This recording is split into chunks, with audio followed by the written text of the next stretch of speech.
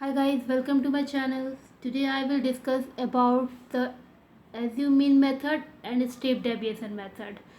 Before the starting video, I would like to say a very good day to all of you. Now let's start the video. Assume mean method and step deviation method. Before that, I have already discussed about the two another method, that is actual mean method and direct method.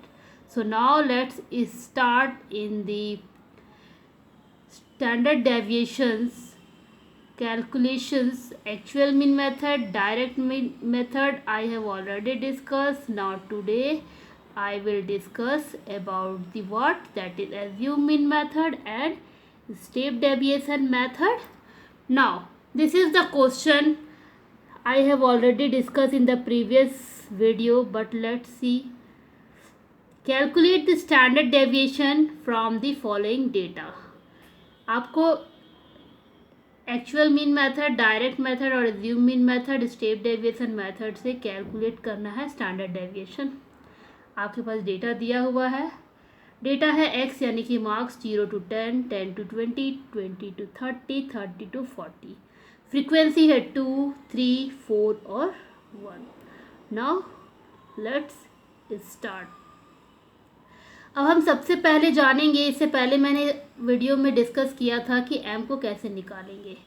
आप video जाके देख सकते हैं. तो यहाँ पे हमारे पास x दिया हुआ है, फ्रीक्वेंसी दिया हुआ. एक बार फिर से बता देती हूँ कि L1 प्लस L2/2 जब हमारा बिट टर्म निकालना होता है तो ये हमारा फॉर्मूला होता है, यानी कि मिड वैल्यू निकालने के लिए. यानी कि 10/2 5 हो जाएगा. वहीं पे हमारा 10 to 20 यानी कि 10 + 20 हमारा हो जाएगा 30. और जब हम उसको डिवाइड करेंगे 5 से तो वो हमारा हो जाएगा 15. इसी तरह 25 और 35 करके हम मिड वैल्यू निकाल लेंगे.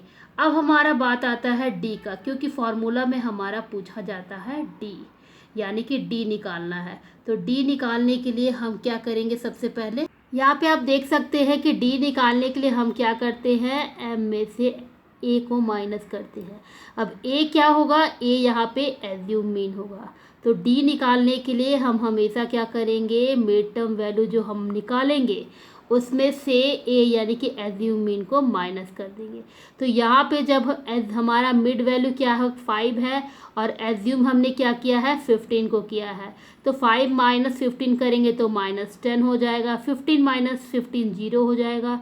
इसी तरह से 25 - 15 10, 35 - 15 हमारा हो जाएगा 20. तो ये हमारा डी निकल गया है, क्योंकि फॉर्मूला में डी मांगा है. और डी निकालने के लिए हम मिड वैल्यू में से एज्यूम मीन को जो एज्यूम करेंगे उसे माइनस कर देंगे. अब हमारा अकॉर्डिंग टू फार्मूला यहाँ पे डी निकल गया है. लेकिन यहाँ पर हम देखेंगे कि एफ डी के साथ साथ हमारा डी स्क्वायर भी चाहिए, यानी कि डी स्क्वायर. जो हमारे पास डी निकला है उसे हम स्क्वायर कर देंगे तो हमारा डी स्क्वायर हो जाएगा. फॉर्मूला में हम एफ डी देख सकते हैं. तो एफ डी निकालेंगे, यहाँ पे फ्रीक्वेंसी और डी को इंटू कर देंगे. तो यहाँ हो जाएगा 2 10 जा 20, 3 0 जा 0, 4 10 जा 40 और 120 इंटू 20. तो यहाँ पे हमारा एफ डी निकल गया 40 अकॉर्डिंग टू फार्मूला. फार्मूला में वैल्यू देने के लिए हमारे पास एफ डी आ गया. अब हम निकालेंगे डी स्क्वायर. तो यहाँ पर हमारे पास जो भी डी है इसको स्क्वायर कर देंगे तो हमारे पास आ जाएगा 100, फिर 100 और 400. तो हमारे पास डी स्क्वायर भी आ चुका है.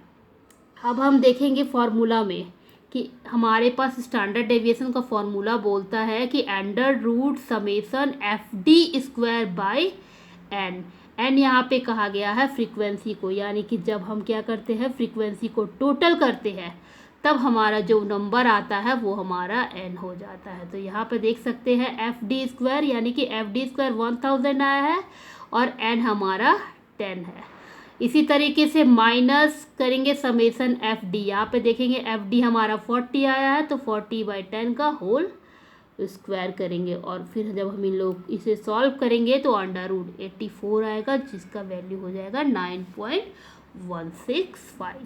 तो ये तो हमारा हो गया एज्यूम मीन मेथड. अब हम आते हैं स्टेप डेविएशन मेथड पर. इससे पहले हमने पहले की वीडियो में डिस्कस किया था एक्चुअल मीन मेथड और डायरेक्ट मेथड।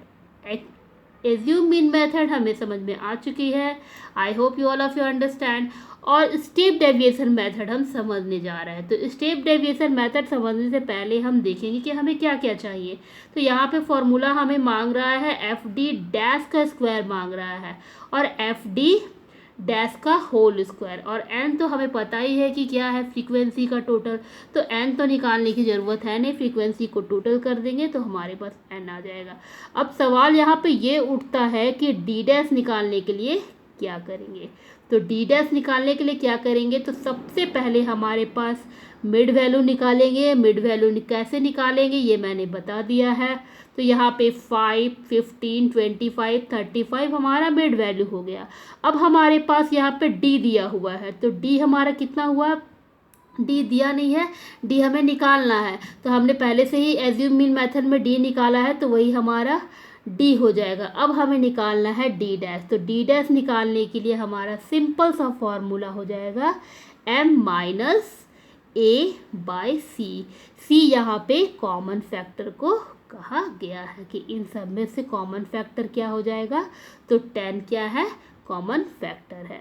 तो यहाँ पे हम निकाल लेंगे डी डैश।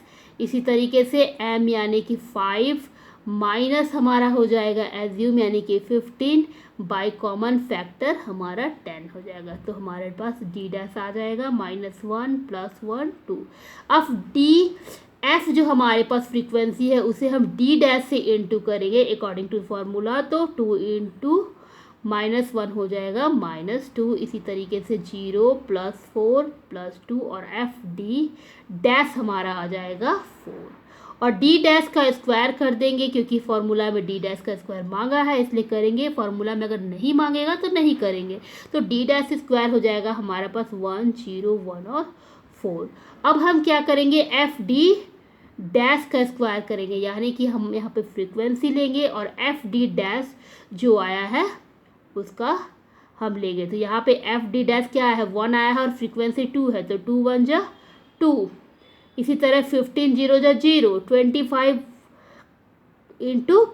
4 × 1 यानी कि 4, 3 × 0 0 और 1 × 4 4, यानी कि एफ डी स्क्वायर और एफ को इंटू कर देंगे। अब हमारे पास सारे वैल्यू आ गए हैं, तो हम क्या करेंगे, इसे फॉर्मूला में पुट करेंगे। कॉमन फैक्टर हमारे पास 10 था, हमने लिया F D dash square by N, यानी कि हमारे पास वैल्यू एफ डी डैश का कितना है, 10 है, और नंबर यानी कि फ्रीक्वेंसी का 10 है, -4/10 का होल स्क्वायर इंटू 10। तो इसे भी जब हम सॉल्व करेंगे तो हमारा सेम वैल्यू आएगा। इसका मतलब है कि डेटा एक ही रहेगा लेकिन चारों मेथड से वैल्यू सेम आएगा। तो I hope you all of you understand. If you have any problem you can write in the comment. If you like the video, subscribe with your friend and